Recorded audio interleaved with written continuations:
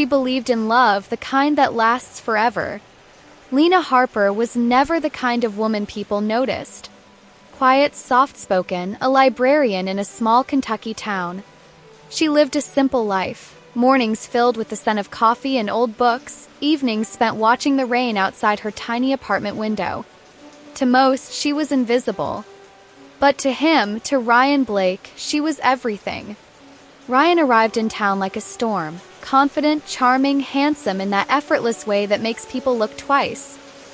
He ran a consulting firm, at least that's what he said, and drove a car that didn't belong in a small town. He had stories about traveling the world, about high-end clients, about a life Lena could only dream of. Everyone adored him, but he only had eyes for her. He said she was different, that she made him feel seen. And for the first time in her life, Lena believed someone truly saw her, not as quiet or plain, but as special. He brought her flowers to work, whispered promises of forever, and made her laugh until her cheeks hurt. They fell in love fast, too fast. 6 months later, under a golden sunset, Ryan dropped to one knee and said the words she had waited her whole life to hear. "You're my forever, Lena." She said yes through tears. But forever ended quicker than she could imagine. After the wedding, everything began to change. The man who once told her she was his world started to control hers. It began with small things, comments about her clothes, her friends, the way she spoke to men at work. Then it became bigger. He wanted to know where she went, who she called when she slept. He told her to quit her job. "You don't need to work," he said softly. "I'll take care of you." And she believed him. Until one night, she woke up and realized her phone was missing. So were her car keys. Her heart sank when she saw his phone screen light up with a message, a woman's name she didn't recognize. The text read, "Everything ready?" When she confronted him, he smiled. Calm. Cold. "Don't you trust me, Lena?" he whispered. But something in his eyes chilled her. Days later, he vanished. No warning, no goodbye. His side of the closet was empty. His phone disconnected. His bank account drained. On the bed lay an envelope with her name on it. Inside wasn't a letter, not even a goodbye. Just a blank marriage certificate with her name missing. The police said there was nothing they could do. "There's no crime in a man leaving," they told her. But when she tried to access their joint account, every dollar was gone. The house wasn't in her name. Car was leased under a fake company. The man she'd loved wasn't Ryan Blake at all. He didn't exist. Lena was humiliated. Her friends called her naive. Her family said she'd been desperate. She had no job, no money, and no proof of who her husband really was. Then one night, scrolling through her phone in tears, she froze. On a local news site from Atlanta, a photo caught her eye, the same man in a tuxedo standing beside a smiling socialite. The caption read, "Philanthropist Richard Banks donates $500,000 to foster care initiative." Same face. Different name. Her pulse raced as she dug deeper. Dozens of articles appeared. Richard Banks, Adam Blake, Evan Cole, each name linked to different cities, different women, all stories that ended the same way. He appeared, promised love, took everything, and disappeared. Lena started collecting everything she could, screenshots, phone records, receipts. She built a map of his movements across 3 states. And when she found other women who had fallen for him, her heartbreak turned into purpose. Together, they reached out to federal investigators. First, no one took them seriously. But when Lena provided a trail of shell companies and fake business registrations all tied to his alias, one FBI agent told her quietly, "You just gave us the missing piece we've been looking for." Weeks later, she got the call. They caught him. He was arrested at a luxury hotel in Phoenix under yet another name. When they found him, he was holding a passport with an entirely new identity and a one-way ticket to Spain. In court, he looked smaller than she remembered, the charm gone, the arrogance replaced by a hollow stare. His lawyers tried to paint Lena as a jealous woman, unstable, obsessed. But Lena stood firm. She had facts, evidence, and courage. The jury took less than 3 hours. Guilty on all counts: identity fraud, theft, and criminal impersonation. When the judge read the sentence, 12 years in federal prison, Lena didn't cry. She simply closed her eyes and whispered to herself, "Forever's over." For the first time, she wasn't the quiet, invisible librarian. She was the woman who ended a predator's reign. Months passed. She rebuilt her life slowly. New job, new city, a small apartment filled with sunlight and peace. She started volunteering at a women's shelter, helping others who had lived through deception and emotional abuse. The women there called her brave. But Lena didn't feel brave. She felt unfinished. Then, one evening, as she left the shelter and walked toward her car, she saw it. A single white rose resting on her windshield. Her heart stopped. Tied to it was a note, neat handwriting, familiar, deliberate. It said, "You forgot me, Lena. But I never forget my promises." She looked around. The parking lot was empty, the streetlights flickering in the distance. Her pulse thundered in her ears. She took a step back toward the building, but then she saw it, in the reflection of her car window, a shadow moving behind her. And just like that, every breath she thought she had left froze in her chest. He promised her forever. And maybe, just maybe, he meant it. The night she found the white rose, Lena didn't sleep. She sat in her living room with every light on, her phone clutched in her hand, waiting for something, a sound, a knock, a voice. But the hours passed in silence. By morning, she convinced herself it had to be a cruel prank. The man who destroyed her life was behind bars. He couldn't reach her. He shouldn't reach her. Still, she couldn't shake the feeling that someone was watching. The police station, the officer on duty listened politely, then sighed. "Ma'am, prisons don't allow outgoing mail like that. He's locked up. Maybe it's just a coincidence." But Lena had lived with his manipulation long enough to know he never did coincidences. Everything he did had meaning. Every gesture, every word, every threat. That night, she checked the locks 3 times. Then she turned on her camera, the one she used to record her volunteer sessions, and began to speak. "If anything happens to me," she whispered, "start with him." Weeks passed. Slowly, life seemed to return to normal. Lena threw herself into work, helping other women who had survived emotional and financial abuse. Each story she heard reminded her that monsters don't always hide in the dark. Sometimes they hold your hand and tell you they love you. Then one morning, she received a call from an unknown number. "Mrs. Harper," a calm voice said. "This is Detective Paulson with the U.S. Marshals Service. We need to speak with you. It's about Ryan Blake." Her heart sank. "What about him?" There was a pause. Then the detective said quietly, "He's missing." Lena froze. "Missing? How?" "He's in federal custody." "Was," the detective interrupted. "He escaped during a transport 2 nights ago. We believe he had help." Her body went cold. The world tilted. She felt her breath catch as if the air itself had turned against her. "We've increased your patrol coverage," the detective said. "But, Mrs. Harper, if you notice anything strange, anything at all, call us immediately."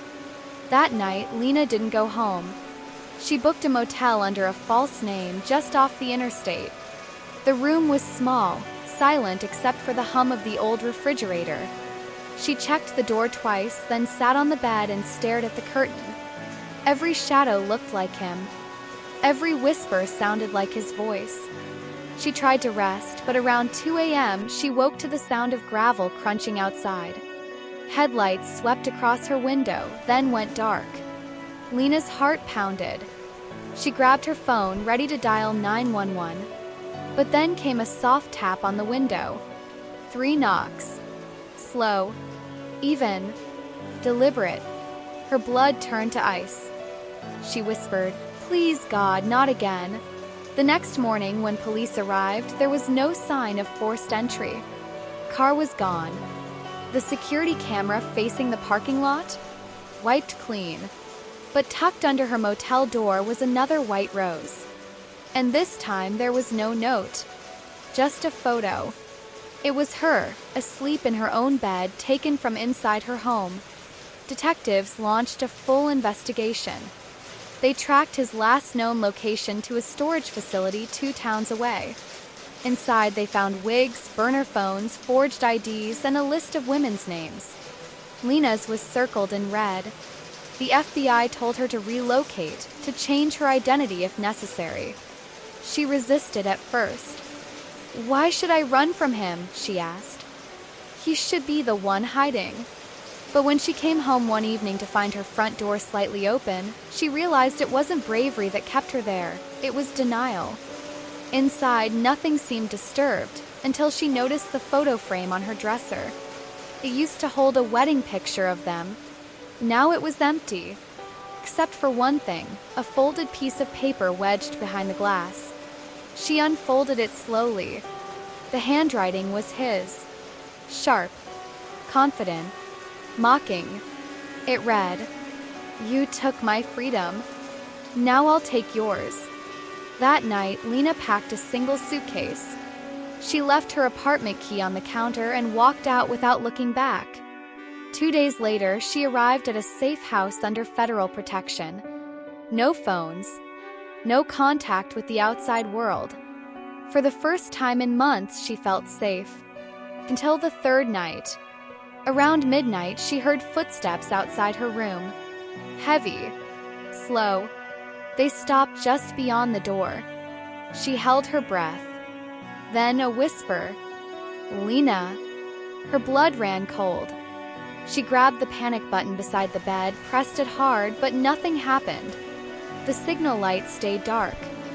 She turned toward the small window, and that's when she saw it. A white rose resting on the inside of the glass. Not outside. Inside. Her scream echoed through the night. When agents burst in minutes later, they found the window shattered and the bed empty. No sign of Lena. No sign of forced entry. Only one thing remained. A note pinned to the wall. Written in the same familiar hand. "You can't hide forever, my love." And in the corner of the note, a fresh fingerprint marked in blood. Lena's disappearance shocks investigators. Was she kidnapped, or did she go underground to stop him herself? Surveillance footage reveals someone wearing her clothes leaving the safe house, but the face is blurred. And the question remains, who is really hunting whom? When the agents stormed into the safe house that night, Lena Harper was gone. No struggle, no forced entry, just a shattered window and that blood-stained note. The FBI launched a manhunt that spanned 3 states. Roadblocks, surveillance footage, witness interviews, but it was like she had vanished into thin air. For days, the media went wild. Escaped conman's wife missing under mysterious circumstances. Some called her a victim again. Others whispered she'd helped him escape.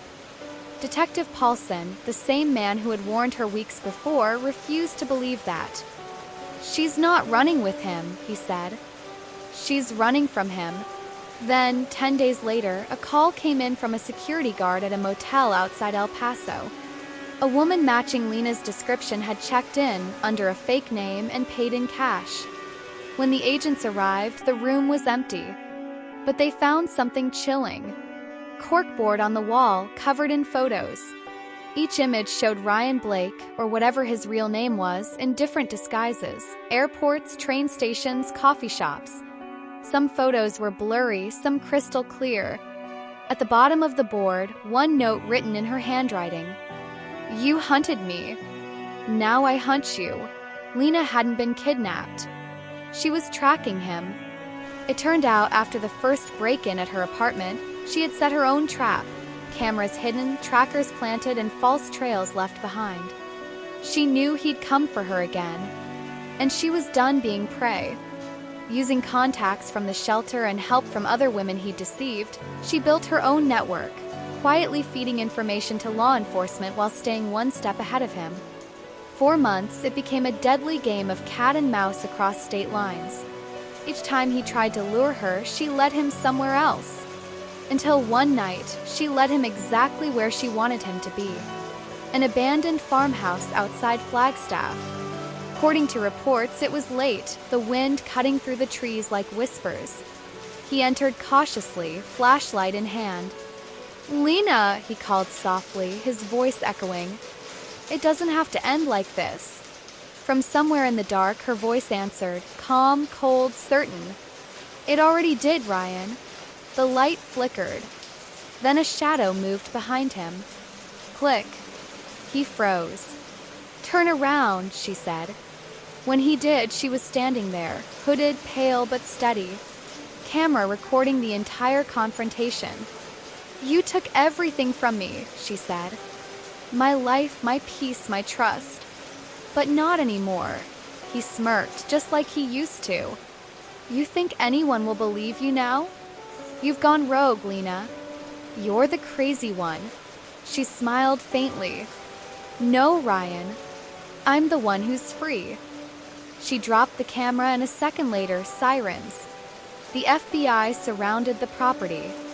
They'd been tracking his signal for days, thanks to Lena's hidden tracker embedded in the white rose he'd left on her car weeks before. When they moved in, he tried to run, but slipped on the loose gravel, the same way he used to make others fall. This time, justice caught him. He was taken into custody without a word. Lena stood in the doorway as they led him past her.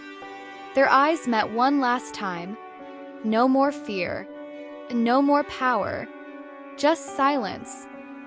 He whispered, "You can't win, Lena." She leaned in and said softly, "I already did." Months later, at the final sentencing, Ryan Blake, real name Evan Corbin, was sentenced to 25 years in federal prison. No parole. As he was led away, he turned once more, expecting tears. But Lena didn't flinch.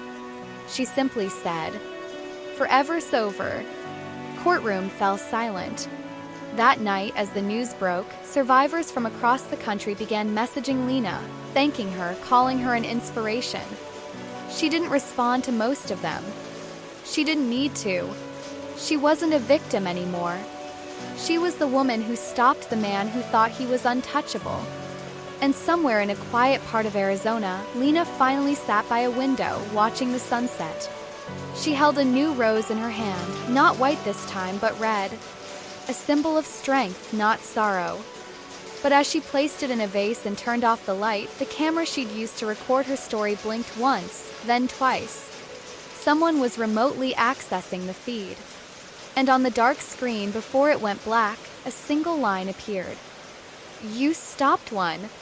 But there are more of us." Lena's eyes widened. The light flickered. Fade to black. Evil doesn't disappear. It hides. It waits. And sometimes it starts all over again. This is True Crime Stories time. If this story moved you, make sure to subscribe, like, and share this video so more people hear the stories others tried to silence. Turn on notifications because you never know when the next story might be someone you know.